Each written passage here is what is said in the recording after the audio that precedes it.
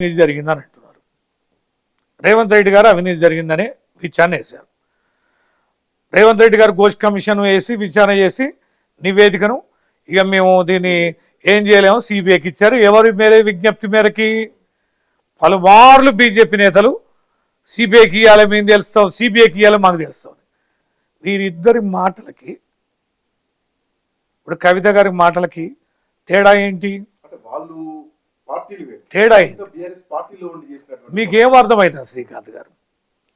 వారికి సహకరించినట్టుగా ఉందా? వారికి సహకరించినట్టుగా ఉందా? కేసీఆర్ గారికి సహకరించినట్టుగా ఉందా? కవిత గారు మాట్లాడింది కేసీఆర్ గారికి అనుకూలమా వ్యతిరేకమా? మీరు చెప్పాలి శ్రీకాంత్. వ్యతిరేకమైనప్పుడు కవిత గారి చర్యలు ఎవరికి అనుకూలం? ఎవరికి అనుకూలం? అనుకూలం కదా. కాబట్టి yes whatever it is, yes whatever it is, Kavitha గారి చర్యలు ఎవరికి అనుకూలమో ఇవాళ మీ మాటల ద్వారానే స్పష్టంగా తేలింది.